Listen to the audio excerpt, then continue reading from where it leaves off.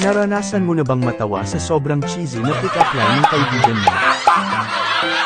O di kaya na may mapadaan sa isang flip-top battle na para bang nagiging arena ang kalsada? Hi! Wait a minute! Who are you? O baka naman napanood mo na yung mga nakakatuwang viral videos na hindi mo maiwasang matuwa. Lahat ng ito ay parte ng kulturang popular, mga gawain at salita na araw-araw nating nararanasan pero may malalim na epekto sa ating pagkatao. Ngayong araw, sama-sama nating alamin kung paano ang mga simpleng bagay tulad ng flip-top, pick-up lines, tekstula, at tagmang degulong ay nagsisilbing salamin ng ating kultura. Halina't sabay-sabay nating tuklasin at unawain kung paano nito binibigyang buhay ang ating araw-araw na karanasan bilang Pilipino.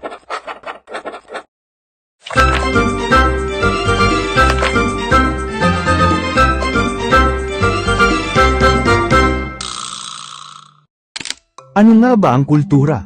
Simple lang. Ito ang ating mga gawain, ang paraan natin ng pakikisalamuha, at ang ating pananaw sa buhay. Ito ang bumubuo sa ating pagkatao bilang Pilipino. Iba naman to, kung ang kultura ay sumasalamin sa tradisyon at mga kaugaliang nagpapakilala sa ating lahi, ang kulturang popular naman ay ang mga bagay na nauuso at tinatangkilik ng nakararami sa kasalukuyang panahon. Dito natin makikita ang mga modernong aspeto ng ating lipunan, mula sa musika, palabas sa TV, sayaw, pelikula, at mga memes sa social media. Kaya ang kulturang popular ang nagbibigay daan para maramdaman natin na bahagi tayo at natanggap tayo bilang makabagong individual. Pero paano nga ba ang mga halimbawa ng kulturang popular dito sa Pilipinas? Upang mas lalo nating maintindihan, tingnan natin ang ilan sa mga halimbawa.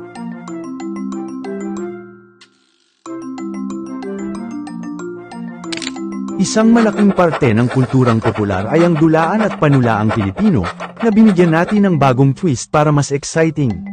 At dito papasok ang apat na bagong anyo ng tula at debate, flip-top, pick-up lines, tekstula, at tagmang degulong. Unahin natin ang flip-top, ang modernong paraan ng debate, pero may halong rap. Madalas na naihahalin tulad ito sa balagtasan, pero ang flip-top ay mas astig, mas personal, at mas palaban. Dito, ang mga rapper ay gumagamit ng mabilis at mapang-asar na salita para makapuntos laban sa kanilang kalaban. Ang saya panoorin, lalo na kung sobrang malikhain at nakakatawa ang kanilang mga banat. Kilala niyo ba kung sino ang pinakaunang nagpakilala ng flip-top sa bansa? Siya ay wala ng iba, kundi si Enigma. Siya ang nagpasikat ng flip-top battle league at mula noon, naging paborito na ito ng maraming kabataan. Ang bawat labanan ay puno ng likha, talino, at talas ng dila, kaya naman di nakapagtataka na patok ito sa masa. Ang tanong, nakapanood ka na ba ng isang halimbawa ng laban ng flip-top battle? Tunghayan ang laban ni Nasinyo at Tipsy D. Yo, tingnan mo nga naman Tipsy D, oo. Pag minamalas ka, sinuswerte ako. Sulit na sulit yung oras na sinayang ko sa'yo. Yo, pero wag ka. Maingat na yan. Takot na sa konting stumble yan. Nakasuot na nga ng helmet pag nagte-temple run.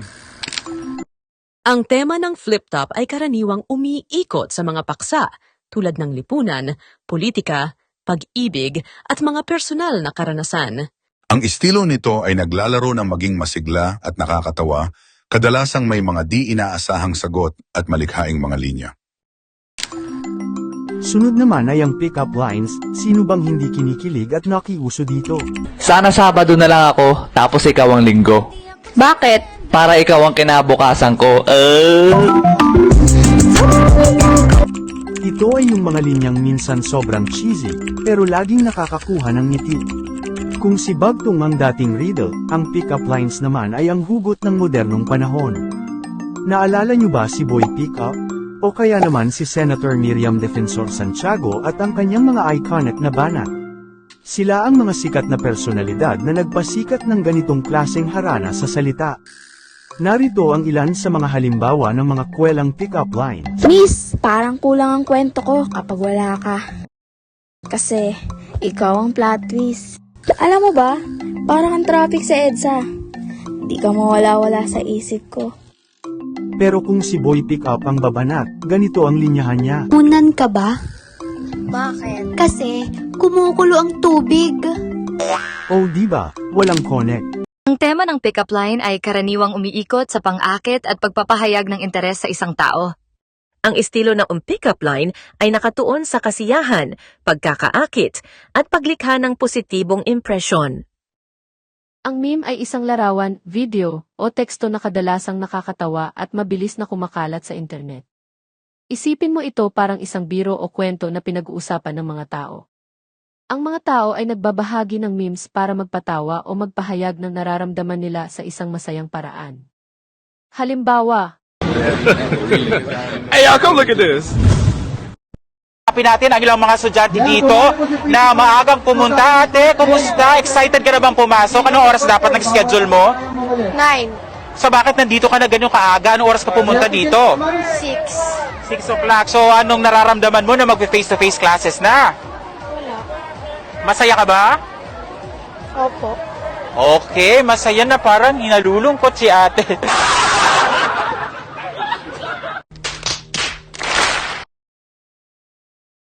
sa kasalukuyang panahon, ang mga memes ay nagiging mahalagang bahagi ng kultura at kontekstong sosyal dahil sa madalas na tumutukoy sa mga karanasan ng kabataan.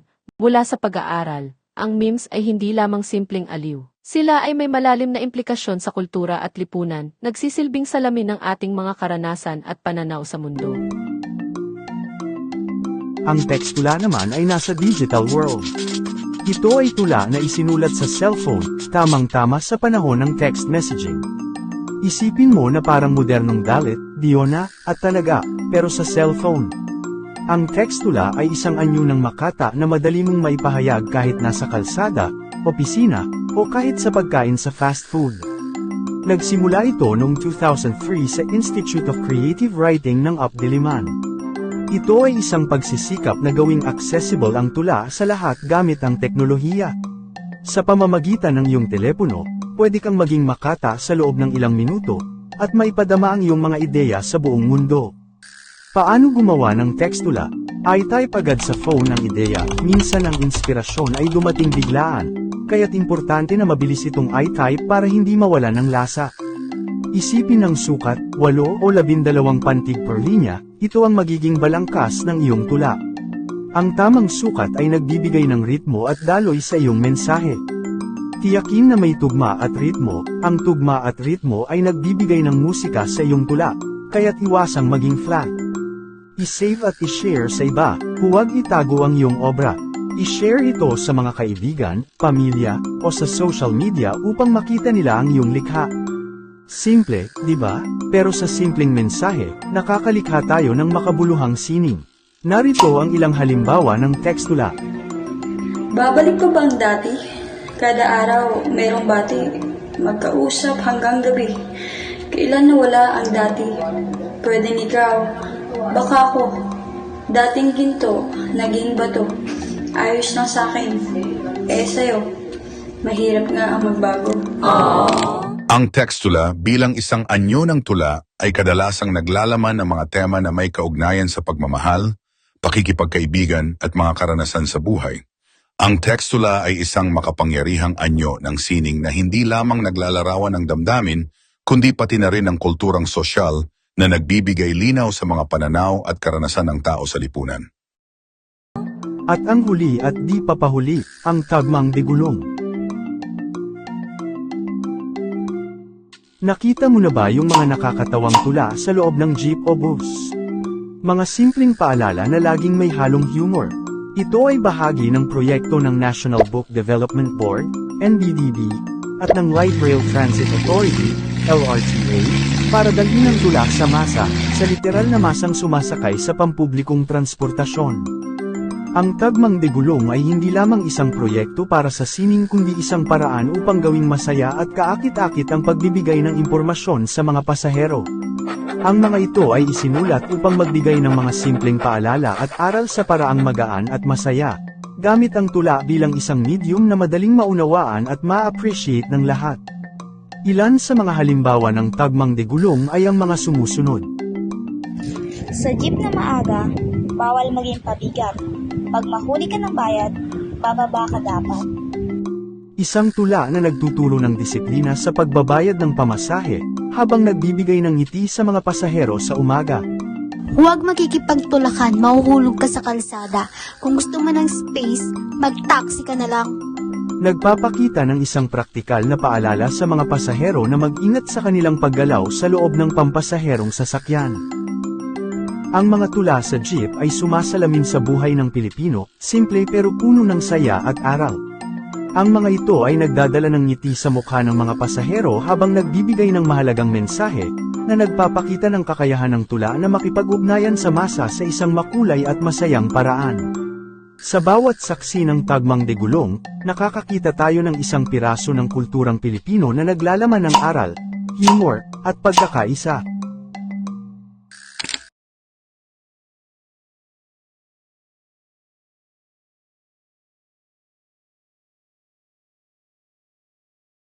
O ayan, natapos natin ang ating paglalakbay sa mundo ng kulturang popular.